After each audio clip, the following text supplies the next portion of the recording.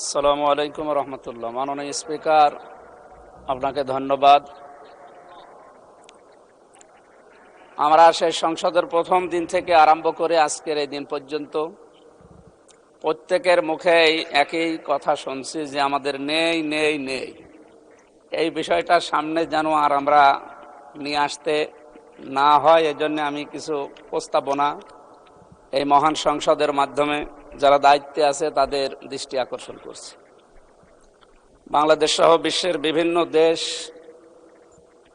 ভ্রমণ করার মাধ্যমে আমি যেগুলো পেয়েছি, বিশেষ করে মালয়েশিয়া, আমরা একটা তথ্য ওখানে জানি যে 20-22 বছর আগেও তারা আমাদের নিচে ছিল, তো তারা আজকে দাঁড়িয়ে গেছে বিশ্বের বুকে যে সমস্ত বিষয়গুলো সামনে নিয়ে আসার কারণে।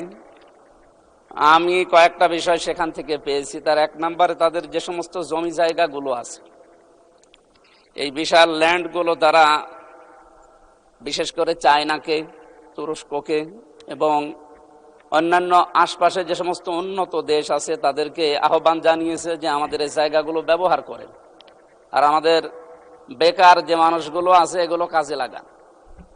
মাননীয় স্পিকার, আমরা যেহেতু সব সময় শুধু নেই নেই নেই এই ভাষায় অভ্যস্ত, এখানে যারা দায়িত্বশীল আছে, বিশেষ করে মন্ত্রী পরিষদের যারা আছে, তাদেরকে বলবো আমাদের স্ব আসনে এভাবে মানুষের কাছে শুধু আকাঙ্ক্ষা না জানিয়ে আমাদের নিজেদের আসনগুলোর যে জায়গাগুলো সরকারি বেসরকারিভাবে পড়ে আছে, এই জায়গাগুলোকে যদি সরকার এখন কাজে লাগাতে না পারে তাহলে বাইরের দেশগুলোকে আহ্বান জানাক। আমি অলরেডি এর ভেতরে এই 2 মাসের ভেতরে অনেকগুলো কোম্পানির সাথে বাইরের যোগাযোগ করেছি। তারা বলছে আমাদেরকে ইকোনমিক জোন তৈরি করে ঘোষণা করে দেন, আমরা আসতেছি।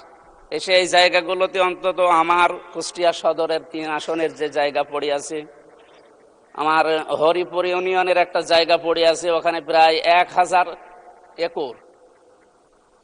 কুষ্টিয়াতে একটা অনেক পুরাতন মিল পড়ে আছে, মোহিনী মিল, যেখানে 300 বিঘার উপরে জায়গা পড়ে আছে। এরপরে আরো বিভিন্ন জায়গা, সুগার মিলে ওখানে প্রায় 750 বিঘা জমি পড়ে আছে।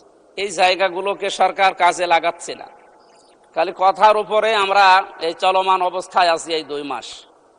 আমি অনেকগুলো জায়গায় যোগাযোগ করেছি কিন্তু সাড়া পাচ্ছি না। অথচ এলাকাতে যে সমস্ত বিষয়গুলো নিয়ে এখন তোলপাড়, এলাকায় যাওয়া যায় না।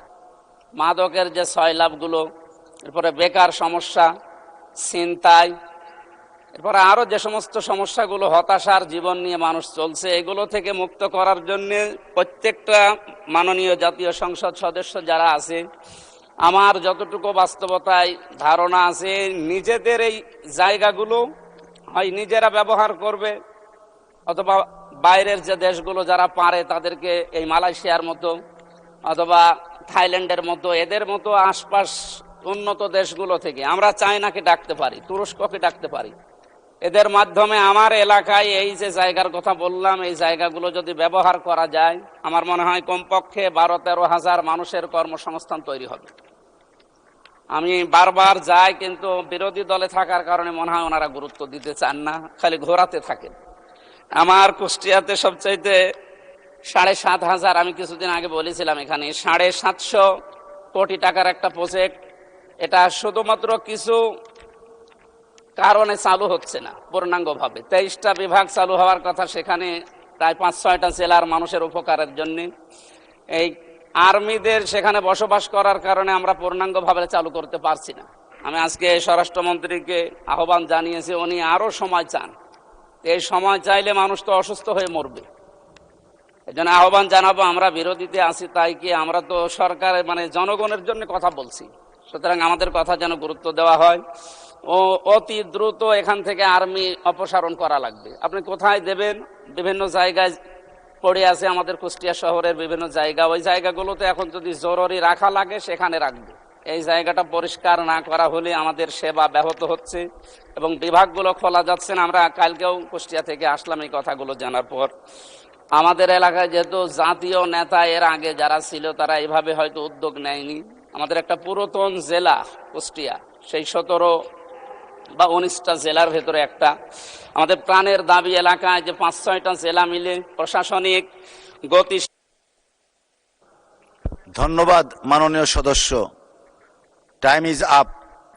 1 মিনিট চেয়েছেন, আচ্ছা আপনাকে 1 মিনিটে দেয়া হলো। ধন্যবাদ। প্রশাসনিক গতি কার্যক্রমের গতিশীল করার জন্য আমরা মাননীয় প্রধানমন্ত্রী থাকলে আরো ভালো হতো। আমরা এই হাউসকে আহ্বান জানাচ্ছি, আমাদের কুষ্টিয়া মিলে 5-6টা জেলা দিয়ে একটা বিভাগ ঘোষণা করা হোক। এটা আমাদের কুষ্টিয়া এলাকার মানুষের প্রাণের দাবি। এরপরে আমাদের কুষ্টিয়া অঞ্চলের সবচাইতে বড় সমস্যা যেটা বললাম, বেকার সমস্যা দূরীকরণে যে উদ্যোগগুলো আমরা নিয়েছি হাতে, এগুলো আমরা বিভিন্ন জায়গায় চিঠিও দিয়েছি, মন্ত্রণালয়ে যোগাযোগও করছি। আপনার মাধ্যমে আমরা আহ্বান জানাই তারা যেন সাড়া দেয়। এই সাড়ার সর্বাত্মক কামনা করে আপনাকে ধন্যবাদ জানিয়ে, যেহেতু মনোযোগ সহকারে কথাগুলো আপনার শোনেন, এই জন্য ধন্যবাদ জানিয়ে শেষ করছি। সালাম আলাইকুম।